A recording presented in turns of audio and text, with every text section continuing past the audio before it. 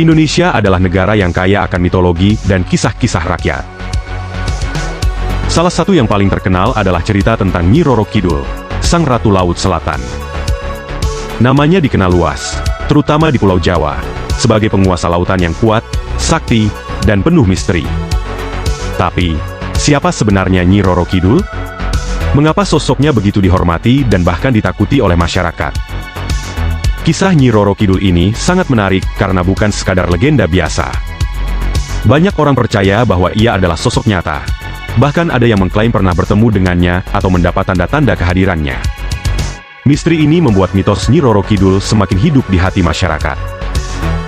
Terdapat banyak versi tentang asal-usul Nyi Roro Kidul. Namun, kebanyakan cerita berawal dari sebuah kerajaan besar di Jawa.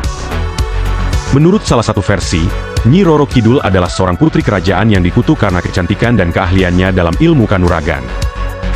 Beberapa sumber mengatakan ia adalah putri dari Raja Pajajaran, sementara versi lainnya menyebutnya sebagai putri dari Kerajaan Mataram.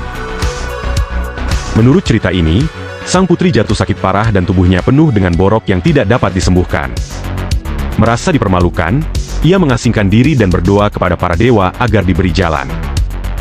Dalam keheningan tersebut, ia mendengar bisikan yang menyuruhnya untuk menceburkan diri ke Laut Selatan.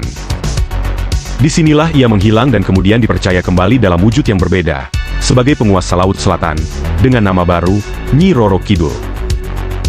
Setelah menghilang dari kerajaan, Nyi Roro Kidul dipercaya menetap di dasar Laut Selatan Jawa.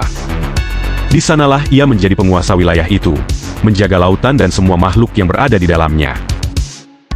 Banyak orang percaya bahwa Nyi Roro Kidul memiliki kerajaan yang megah di bawah laut, lengkap dengan prajurit, dayang-dayang, dan istana yang indah. Sosoknya sering digambarkan sebagai wanita cantik berpakaian tradisional Jawa, mengenakan kebaya hijau atau hijau keemasan. Warna hijau menjadi sangat ikonik. Hingga masyarakat pesisir percaya bahwa memakai pakaian berwarna hijau di pantai selatan bisa mengundang bahaya, karena bisa dianggap sebagai panggilan bagi Nyi Roro Kidul untuk membawa mereka ke laut. Sebagai Ratu Laut Selatan, Nyi Roro Kidul dipercaya memiliki kekuatan luar biasa. Ia dianggap mampu mengendalikan ombak, badai, dan segala unsur lautan. Ketika laut tenang, orang percaya bahwa sang ratu sedang berada dalam suasana damai. Namun, ketika ombak tinggi dan badai datang, banyak yang meyakini bahwa Nyi Roro Kidul sedang marah atau melakukan perburuan roh di sepanjang pantai. Kisah Nyi Roro Kidul juga erat kaitannya dengan Kerajaan Mataram. Konon, Sultan Agung, salah satu raja terbesar Mataram, pernah menjalin hubungan spiritual dengan Nyi Roro Kidul. Melalui hubungan tersebut, Sultan Agung dipercaya mendapatkan dukungan mistis dari Sang Ratu Laut Selatan, yang memberinya kekuatan dan perlindungan untuk memerintah kerajaannya. Sultan Agung diyakini sering melakukan tapa di pantai untuk memanggil Nyi Roro Kidul, hingga akhirnya mereka memiliki hubungan khusus. Sejak saat itu, Nyi Roro Kidul dianggap sebagai pelindung bagi Kerajaan Mataram dan bahkan keturunannya. Oleh sebab itu, banyak raja Jawa yang menghormati dan memberikan persembahan bagi Nyi Roro Kidul, untuk menjaga harmonisasi antara daratan dan lautan. Hingga kini, keraton-keraton di Yogyakarta dan Surakarta masih melakukan ritual-ritual khusus untuk menghormati Nyi Roro Kidul. Setiap tahunnya, diadakan upacara labuhan di Parangtritis, di mana persembahan diberikan kepada laut sebagai bentuk penghormatan kepada Nyi Roro Kidul. Ini menjadi bagian penting dari tradisi dan budaya Jawa. Banyak kisah mistis yang dikaitkan dengan Nyi Roro Kidul. Salah satu cerita paling terkenal adalah bahwa ia sering mengambil orang yang bermain terlalu dekat dengan laut, terutama jika mereka memakai pakaian berwarna hijau. Warna ini dipercaya sebagai warna favorit Nyi Roro Kidul, sehingga siapa saja yang mengenakannya dianggap memanggilnya. Beberapa saksi mata mengaku melihat sosok wanita cantik bergaun hijau yang muncul dari ombak, atau bayangan yang berjalan di sepanjang pantai saat senja. Bahkan, ada yang bercerita bahwa ia bisa menarik orang masuk ke dalam lautan dan membawa mereka ke istananya. Orang-orang yang hilang di pantai selatan kadang-kadang kembali dalam keadaan linglung, dan mereka mengatakan melihat pemandangan yang tidak biasa di bawah laut.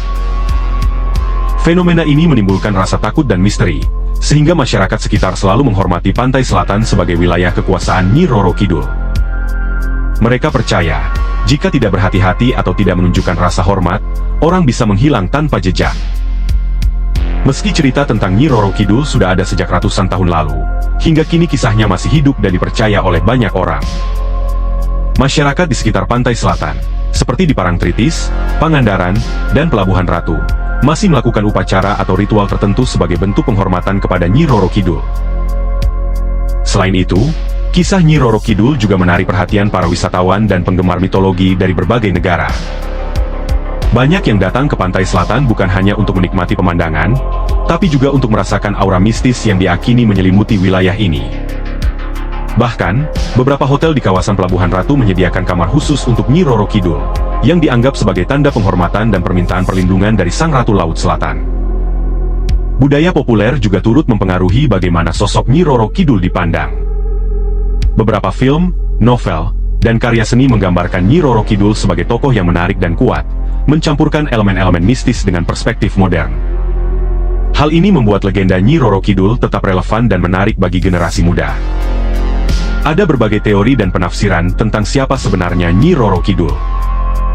Beberapa sejarawan berpendapat bahwa legenda ini mungkin terinspirasi dari tokoh sejarah atau dewa-dewi lokal yang kemudian mengalami percampuran dengan budaya Hindu-Buddha dan Islam.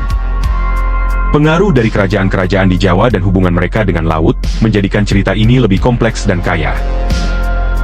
Namun, di sisi lain, banyak yang melihat Nyi Roro Kidul sebagai simbol kekuatan alam dan misteri yang tak terjangkau oleh manusia. Sebagai penguasa laut, ia mewakili elemen alam yang kuat, yang bisa mendatangkan berkah namun juga bencana. Cerita ini memberikan pelajaran tentang pentingnya menjaga keseimbangan alam, dan menunjukkan rasa hormat terhadap kekuatan yang ada di sekitar kita. Penafsiran lain melihat Nyi Roro Kidul sebagai sosok ibu alam yang melindungi lautan dan masyarakat pesisir. Melalui ritual dan persembahan, masyarakat menjaga hubungan harmonis dengan alam, yang juga mengajarkan rasa syukur dan tanggung jawab terhadap lingkungan. Lantas, apakah Nyi Roro Kidul adalah sosok nyata?